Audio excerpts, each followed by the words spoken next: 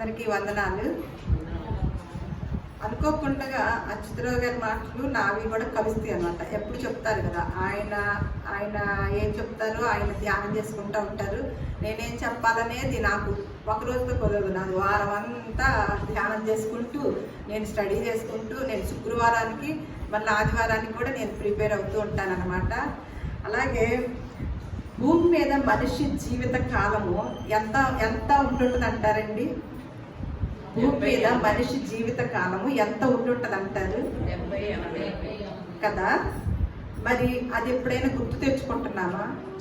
కానీ మనకి పరిశుద్ధ గ్రంథంలో మన పూర్వీకుల జీవితాలు, వారు కొంతమంది భక్తులు మాట్లాడిన మాటలు, జీవితాన్ని బట్టి, జీవితం గురించి, భూలోకంలో జీవిస్తున్న జీవితం గురించి కొంతమంది భక్తులు ఎలా ఎంచుకున్నారో నేను గబగబా రెఫరెన్స్ చెప్తాను. మీరు దాన్ని నోట్ చేసుకోండి, లేకపోతే చదవండి.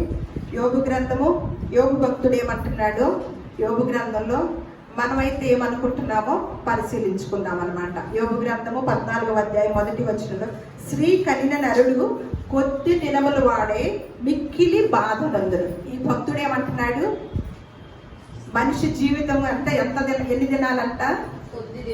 కొద్ది దినాలు కూడా ఏముంటది? యోబు గారు మాట్లాడుతున్నారు. యోబు కూడా ఎలాంటి వాడండి? యోబు గారు ఎలాంటి వారు? యథార్థవంతుడు, న్యాయవంతుడు, అసలు దేవుని యందు భయభక్తులు కలిగిన వాడు, చెడుతనాన్ని విసర్జించిన వాడు. ఆయన అంతటి వాడు ఆ తరంలో లేదని మనము లేవు. అన్ని విషయాల్లో ఆయన కూడా, మనం ఇప్పటి వరకు నోవాహు గురించి చెప్పుకున్నాం కదా. యోబు గారు కూడా అలాంటి వ్యక్తి. అలాంటి ఆయన ఒక మాట, ఒక సూత్రాన్ని ఇస్తుంటే మనం అందరం తీసుకుంటామా? మరి ఎందుకంటే అన్ని క్వాలిఫికేషన్ ఉంది కదా. అలాంటి వ్యక్తి ఒక సూత్రాన్ని మనకు తెలియచేస్తే మనం తీసుకుంటాము కదా. అదే మాట, ఏం మాట? మళ్ళా తన జీవితాన్ని, ఈ అశాశ్వతమైన జీవితాన్ని గురించి, తన ఆయుష్ గురించి ఏం మాట్లాడుకుంటున్నాడంటే, నరుడంట కొద్ది దినములు వాడే ఏం చేస్తాడంట? మిక్కిలి బాధ నందుతాడంట. మళ్ళీ యాకోబు రాసిన పత్రిక, యాకోబు గారు ఎవరు? యేసుక్రీస్తు వారి సహోదరుడైన యాకోబు కూడా తను మనిషి జీవితం గురించి ఆయనేమంటున్నాడు? ఆవిరి లాంటి జీవితం అంట. మన జీవితం ఎంత జీవితం అంటండి? ఆవిరి లాంటి జీవితం అంట. మరి మోషే గారు కూడా చెప్పారు కదా, మోషేకి వచ్చిన ఆఫరు ఎవ్వరికీ రాలేదండి భూలోకంలో. మోషేకి వచ్చిన ఆఫర్ ఏంటో తెలుసు కదా. ఎలాంటి వ్యక్తిని ఎలా మరి ఫరో కుమార్తె తన కుమారుడుగాను రాజుగాను నిర్ణయం చేసుకుంది కదా, పెంచింది. తర్వాత యవనస్తుడైనప్పుడు తను కూడా యువరాజుగా ఉండాలని కోరుకున్నది ఆ ఫరో కుమార్తె. అయినప్పటికీ కూడా మోషే గారు ఏమనుకున్నారు? ఏమి భావించి, ఈ జీవితం గురించి ఏమి ఆలోచించి ఆయన ఏమనుకున్నాడంటే, ఏప్రిల్కి రాసిన పత్రిక 11వ అధ్యాయము 24వ వచనము 26వ వచనంలో ఉంటుంది. అంతవరకు చదువుకోండి. మనిషి జీవితం ఎలా అన్నాడు ఆయన? అల్పకాలం అంట. మనిషి జీవితం ఎంతకాలం అన్నాడు మోషే గారు? అల్పకాలం అన్నాడంట. సరే, మళ్ళా మన పితరుల్లోనే యాకోబు గారు ఏమంటున్నారో ఒక్కసారి దాన్ని మాత్రం అందరూ తీయండి. 47వ అధ్యాయం ఆదికాండము 8-9 వచనాలు నేను చదువుతాను. ఇవన్నీ మనం గమనించుతూ ఉంటాం. మనం ఏమనుకుంటున్నాం? ఈ లోకంలో ఉంటూ ఇదే శాశ్వతం అని ఇందాక ఇప్పుడే చెప్పారు కదా. మన యొక్క పరిస్థితుల్ని, కుటుంబ స్థితిగతుల్ని ఏటికి ప్రాధాన్యత ఇస్తూ, దేన్ని ఎక్కువగా ప్రాముఖ్యతగా ఎంచుకుంటూ దానితో వెళ్ళిపోతున్నామా? లేదు, మనకిచ్చిన ఈ అశాశ్వతమైన కాలాన్ని, ఈ కాలంలో ఎక్కడికి వెళ్ళాలని చూసుకుంటున్నాము? మనం జీవించుతున్న కాలము ఎలా జీవించుతున్నాము? మనకిచ్చిన ఆయుష్ కాలంలో మనం ఎలా దేవుని కొరకు ఎంత జీవిస్తున్నాము అనేది ఒకంత పరిశీలన చేసుకోవటానికి మన పూర్వీకులు ఈ జీవితాన్ని ఎలా వాళ్ళు ఎంచుకున్నారో, ఎలా అనుకుని జీవించారో మనం అంతకు ముందు చదువుకున్నాం. దావీదు గారు కూడా ఈ లోకంలో యాత్రికుడు గాను, పరదేశులు గాను, అలాగే అపోస్తులు కూడా అలా అని చదువుకున్నాం కదా. వీరు కూడా ఏమంటున్నారు? స్పష్టంగా తెలియజేశారు. అల్పకాలము, కొద్ది దినాలు, అలాగే ఆవిరి లాంటి వాడు. ఈ యాకోబు గారు ఫరో అడుగుతున్నాడంట యాకోబు గారిని ఏమనంటే, ఫరో అంటున్నాడు, నీవు జీవించిన సంవత్సరములు ఎన్ని అని యాకోబుని అడిగినందుకు యాకోబు గారు చెప్తున్న మాట అన్నమాట. నేను యాత్ర చేసిన సంవత్సరములు 130. నేను జీవించిన సంవత్సరములు కొంచెముగాను దుఃఖ సహితమైనవిగాను ఉన్నవి. అవి నా పితరులు యాత్ర చేసిన దినములలో వారు జీవించిన సంవత్సరములన్నీ కాలేదని చెప్పాడంట. ఏంటది మీకు అర్థమైందా? యాకోబు గారు జీవించిన సంవత్సరాలు ఎన్నంటండి? ఆయన ఏమంటున్నాడు, మీరెంత వయసు అండి అన్నారు అనుకోండి, నాకండి 50 సంవత్సరాలండి అని చెప్తాం కదా, లేకపోతే 70 సంవత్సరాలండి, నాకు 80 సంవత్సరాలండి అని చెప్పేస్తాం. కానీ యాకోబు గారు ఏమంటున్నారంటే తనకిచ్చిన ఆయుష్కాలం ఎంతంట? 130 సంవత్సరాలని చెప్తూ నేను యాత్ర చేసిన సంవత్సరాలు అంటున్నాడు. అంటే ఈ భూలోకానికి తను ఎలా వచ్చాను అని అనుకుంటున్నాడు. ఆయన చెప్పే అర్థం కూడా చూడండి, ఎంత జ్ఞానయుక్తంగా మన పితరులు మాట్లాడారో. ఎవరిని మనం అనుసరించుతున్నామో ఎంత పరిశీలన చేసుకుంటే, యాకోబు గారు చెప్తున్న మాట నేను స్టడీ చేస్తుంటే ఎంత గొప్పగా అనిపించిందోనండి. ఏమంటున్నాడు, నీ వయసు ఎంత అయ్యా అని యాకోబు గారిని ఫరో గారు అడుగుతున్నారు కదా. ఈయనేం చెప్పాలి? 130 ఏళ్ళండి అని చెప్పాలి కదా. ఏమంటున్నాడంటే నేను యాత్ర చేసిన దినాలైతే గనక 130 దినాలంట, కానీ 130 సంవత్సరాలు. నేను జీవించిన కాలము ఎట్లా ఉంది అంట? ఎవరితో జీవించిన కాలము? అవి ఎంత వరకు ఉన్నాయంట? కొంచెముగానే ఉన్నాయంట అని. అవి నా పితరులు యాత్ర చేసిన దినములలో వారు జీవించిన సంవత్సరములన్నీ కాలేదని ఫరోతో చెప్పాడండి. ఎంత ఆశ్చర్యం వేస్తుందండి. మరి మనకైతే ఏముందండి? మనం ఎన్ని సంవత్సరాలు జీవిస్తున్నాము? మనం ఎన్ని సంవత్సరాలు ఇందులో యాత్ర చేయడానికి వచ్చామని అస్సలు అనుకుంటామా? ముందు మాటే అనుకో, నేను యాత్రకు వచ్చానండి అని ఎవరన్నా ఈ వయసు అడిగారు అనుకోండి, ఈ సమాధానం మనం చెప్తామా? ఇక నుంచి చెప్పాలనిపిస్తుంది. నేను జీవించిన సంవత్సరాలైతే అంటే నీవు జీవించుతున్నావు అని మాత్రం పేరు మాత్రమే ఉంది, కానీ నీవు వృద్ధుడవే. ఎందుకు? దేవునిలో ఉన్నప్పుడే మనకి జీవం కదా. అవి జీవించిన సంవత్సరాలుగా భక్తులు ఎంచుకుంటున్నారు. అలా మనం జీవించిన సంవత్సరాలు ఎన్నండి? పరిశీలించండి మనకిచ్చిన ఆయుష్కాలంలో. అందుకనే పౌలు గారు గలతీయులకు రాస్తూ ఒక పత్రికలో 6వ అధ్యాయం 7వ వచనం ఒక్కసారి తీసి చూడండి అందరూ కూడా. ఈ రోజు తెలిసిపోద్ది మనం ఏం చేస్తున్నాం అనేది.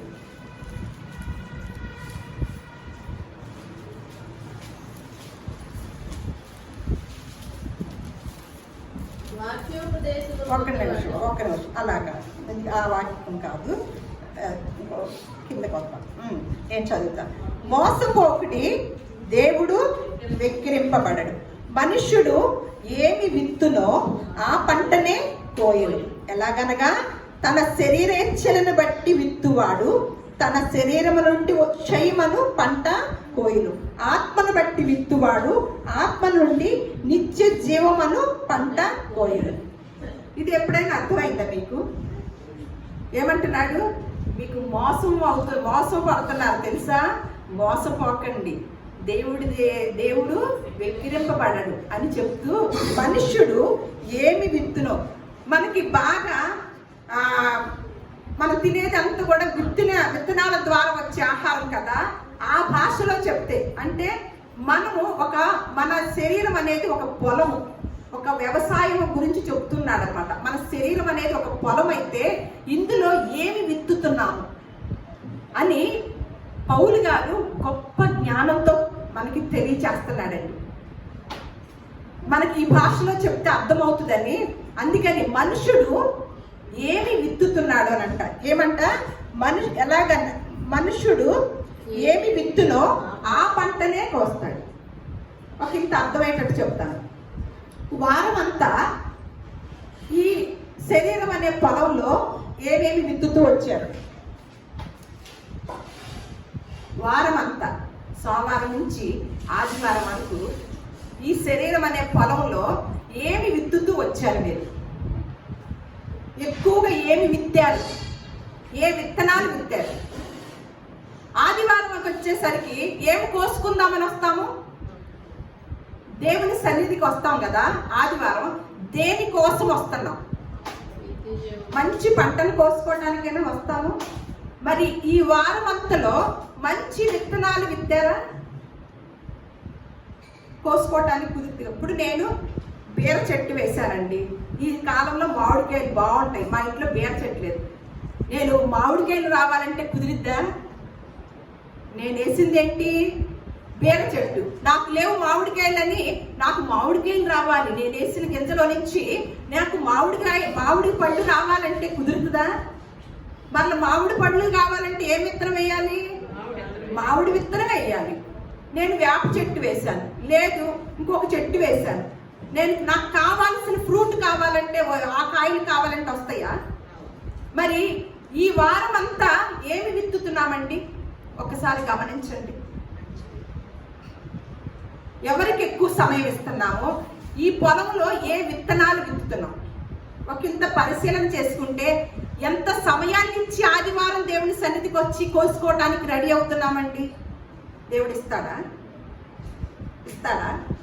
మీరు వేసిన ఏమైనా గింజలు ఏమైనా ఇచ్చి ఆదివారం వచ్చి మీకు కావలసిన ఫ్రూట్స్ కావాలంటే ఇస్తానంటాడా? వారం అంతా ఏమి నాటి వచ్చారు? వారం అంతా ఏ గింజలు నాటి వచ్చాము?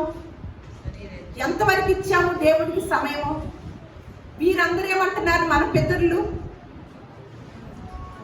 ఇక్కడ మేము ఈ లోకంలో మా జీవితం ఎలాంటిదంటే యాత్ర చేసినట్లుగాను, కొద్ది దినములుగాను, అల్పకాలంగాను, ఆవిరిగాను అని ఎంచుకున్నారు.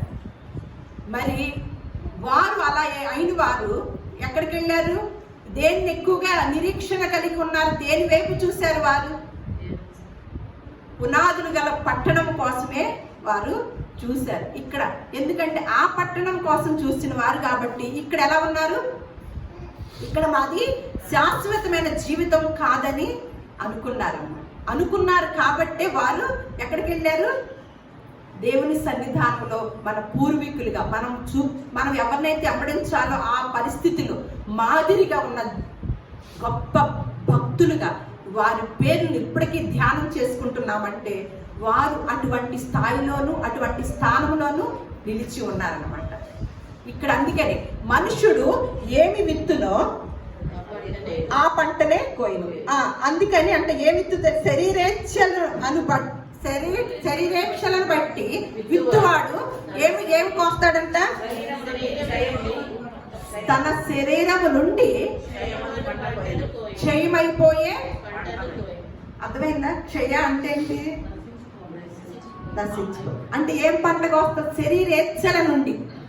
శరీరేచ్ఛలు కలిగిన పంట విత్తనం వేసామనుకోండి, ఏ పంటను కోస్తామంట? క్షయమైపోయే పంటను కోస్తామంట. మందిరానికి కూడా ఏ పంట కోసం వస్తున్నాము? ఏ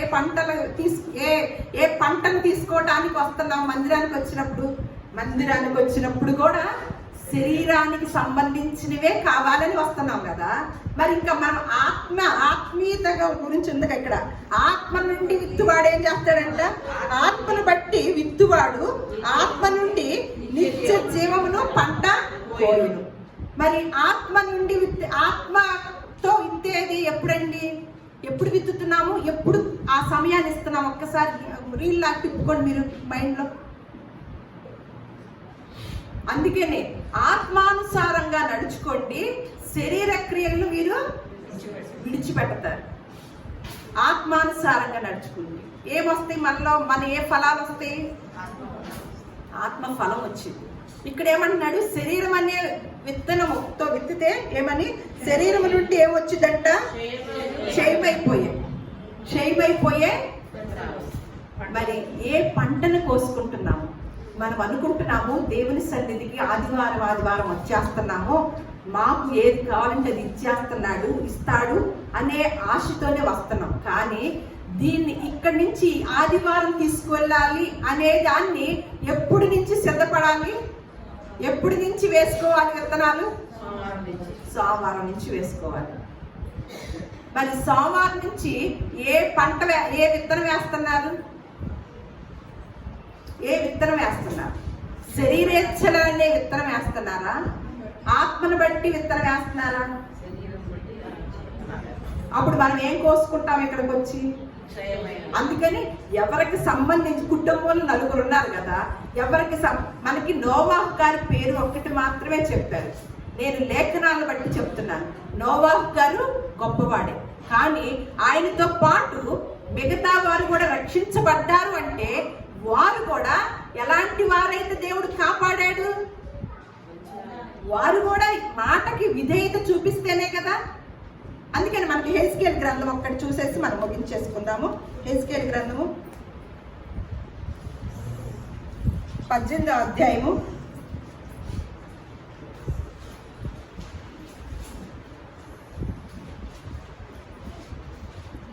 అధ్యాయము 4వ వచనం చదువుతున్నాను.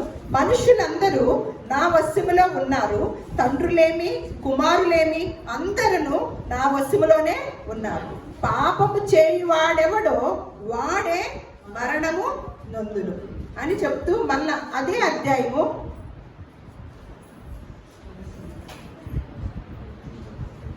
30వ వచనం చూద్దాం ఒకసారి. అదే అధ్యాయం. కాబట్టి ఇశ్రాయేలీయులారా, ఎవని ప్రవర్తన బట్టి వానికి శిక్ష విధింతురు. మనస్సు త్రిప్పుకొని మీ అక్రమములు మీకు శిక్షా కారణములు కాకుండానట్లు వాటన్నిటినీ విడిచిపెట్టుడి. మీరు జరిగించిన అక్రమ క్రియలన్నిటిని విడిచి నూతన హృదయమును నూతన బుద్ధియు తెచ్చుకొనడి. ఇశ్రాయేలీయులారా, మీరెందుకు మరణము నొందెదరు? ఇదే ప్రభువైన యెహోవా వాక్కు. మీరు మనసు త్రిప్పుకొనుడి, అప్పుడు మీరు బ్రతుకుదురు. ఇదే ప్రభువైన యెహోవా వాక్కు. అంటే ఇక్కడ ఏమంటున్నారు? అందరూ నా వశంలోనే ఉన్నారు. తండ్రులేమి, కొడుకులేమి, కూతురులేమి, భార్యలేని, భర్త అందరూ కూడా.